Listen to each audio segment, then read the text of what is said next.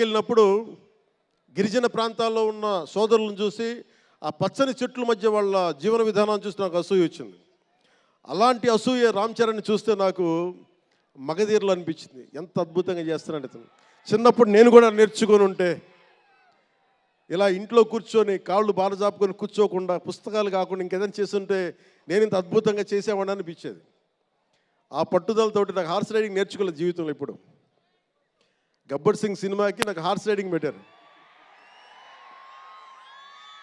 అందరూ ఏమనుకున్నారంటే power star అంటే అన్నీ వచ్చేసి అనుకున్నారు. నాకు తెలియదు అవన్నీ.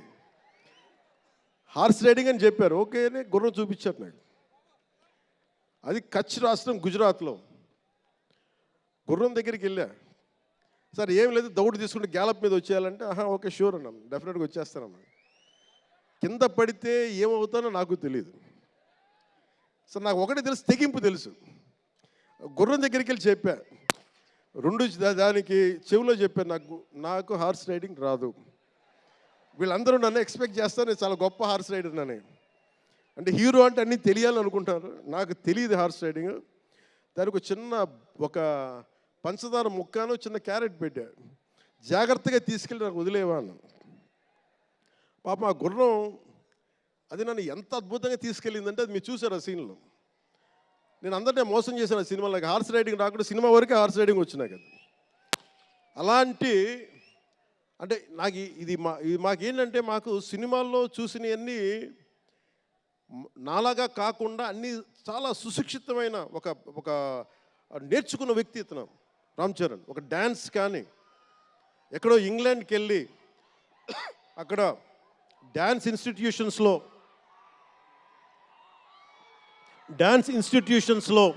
డ్యాన్స్ నేర్చుకొని ఇవన్నీ వచ్చిన వ్యక్తి.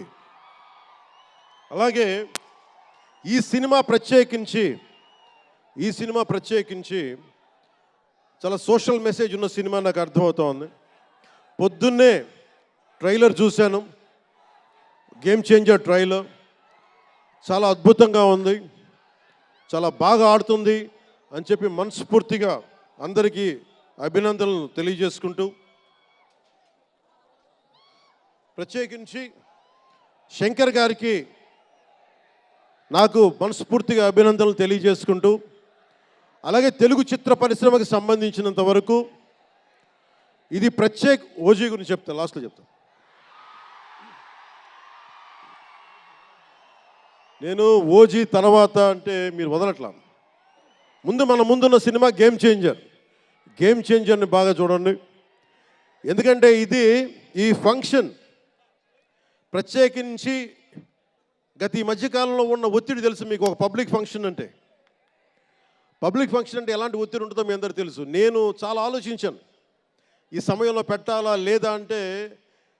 సినిమా అనేది 10 మందికి తెలియచేయాలి. దిల్ రాజు గారు లాంటి వాళ్ళు 3 సంవత్సరాలు తీశారు సినిమా. 3 సంవత్సరాలు తీసింది వాళ్ళకి దొరికేది దొరికితే ఒక 10 రోజులు. బడ్జెట్లు ఎక్కువైపోయినాయి. అలాంటి వాటికి మేము చేయగలిగేది ఎక్కువ మందికి తెలియజేసేలాగా ఇది part and parcel of cinema. అందుకని మేము కోరుకుంది చిన్న ఫంక్షన్ చేద్దాం. నన్ను అడిగారు గెస్ట్గా రమ్మని. నేను ఒకటే చెప్పాను, ఇంత పెద్ద ఫంక్షన్ చేయాలా లేదా. ఎందుకంటే మీ అందరికీ తెలుసు నా భయం. మీరు క్షేమంగా వచ్చి క్షేమంగా వెళ్ళాలి అని చెప్పి అహిర్నిశలు ఆకాంక్షించేవాడిని, శ్రమ పడేవాడిని. మీకు చిన్న దెబ్బ తగిలితే నా గుండె గాయం అవుద్ది. అందుకని నేను ఎప్పుడు సినిమా ఫంక్షన్ నేను చేసుకోవడానికి ఇబ్బంది నాకు. ఇందాక కూడా వచ్చినప్పుడు చాలా టెన్షన్తో ఉన్నా, ఎవరికైనా దెబ్బలు తగులుతాయి ఏదైనా అయిపోద్దా అని భయం ఉంది. మనస్ఫూర్తిగా మీ అందరికీ చేతులెత్తి నమస్కరిస్తున్నా, మీరు క్షేమంగా ఇంటికి వెళ్ళాలి. ఎందుకంటే మీ తల్లిదండ్రులు మీరు ఒక సాయంత్రం ఆనందం కోసం వచ్చింది, దీన్ని విషాదం కాకూడదు. అందుకని మనస్ఫూర్తిగా సినిమాగానే చూడండి. కింద పడిపోయి మీద పడిపోయి తొక్కిసలాడుతూ హీరోలను చూడడం కంటే కూడా మీరు దూరం నుంచే ఇబ్బంది పడకుండా మీరు క్షేమంగా ఉండాలి, అందరూ క్షేమంగా ఉండాలి మనస్ఫూర్తిగా కోరుకుంటా ఉన్నాం. అలాగే అడగగానే టికెట్ రేట్స్ ఎందుకు పెంచాలి?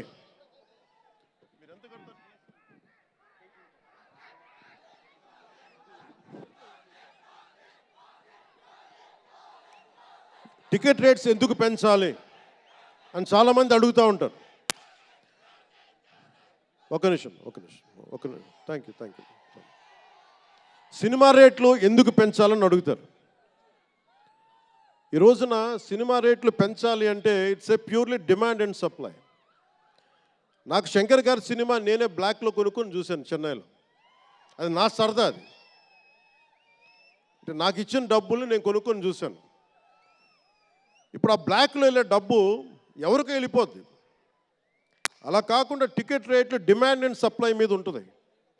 అలాంటి డబ్బులు పెరిగితే మీరు ఇష్టపడి మీ హీరోకో ఏదో ఇష్టమైన సినిమాకో మొదటి రోజే చూడాలనుకుంటారు. That's a demand. అందుకని ఎందుకు ఇంతంటే బడ్జెట్స్ పెరిగిపోయినాయి. తెలుగు సినిమా మొత్తం ప్రపంచపరంగా వెళ్తూ ఉన్నాయి. దీనికి డబ్బులు కావాలి అంటే పెట్టుబడులు కావాలి. మార్కెట్స్ పెరిగినాయి. అలాగే పెరిగిన ప్రతి రూపాయికి 18% జిఎస్టీ కడతాం. ప్రభుత్వానికి ట్యాక్స్ వస్తుంది. పెరిగిన ప్రతి రేటుకి ట్యాక్స్ వస్తుంది. ఇదేదో ఉట్టినా ఇవ్వట్లేదు ప్రభుత్వం. ప్రతి ఒక్కరికి ఏముంటుందంటే దీని ఒక ఫాల్స్ నెరేటివ్ ఉంది బయట. నా సినిమాకి టికెట్ రేట్లు పెంచకపోగా తగ్గించేశారు. భీమ్లా నాయక్కి ఇప్పుడు చాలామంది హీరోస్ అందరూ కూడా వాళ్ళెవరూ కూటమికి మద్దతు చెప్పలేదు. కానీ మేము ఎక్కడ వివక్ష చూపించాల. అందరూ బాగుండాలని కోరుకుంటాం. ఎందుకంటే చిత్ర పరిశ్రమకి మొన్న దిల్ రాజు గారు కూడా చెప్పారు, చిత్ర పరిశ్రమకి రాజకీయ రంగు పులమటానికి మాకు ఇష్టం లేదు. Though I belong to NDA, though I'm head of Janasena party, cinema should be treated as a separate entity. No politics should seep in to cinema. Milton Friedman అనే ఒక ఎకానమిస్ట్ ఒక చిన్నపాటి పెన్సిల్ని ఇలా చూపిస్తూ, ఈ పెన్సిల్ని తయారీకి ఈ కనిపించే టిప్పు ఈ మెటీరియల్, దీని లోపల ఉండే గ్రాఫైటు ఈ మెటీరియల్, ఇవన్నీ ఒక్కొక్కటి చెప్పుకుంటూ దీనికి వెనక పెన్సిల్ కూడా రబ్బరు ఇది ఎక్కడి నుంచి వస్తుంది ఇలా చెప్పుకుంటూ వెళ్తా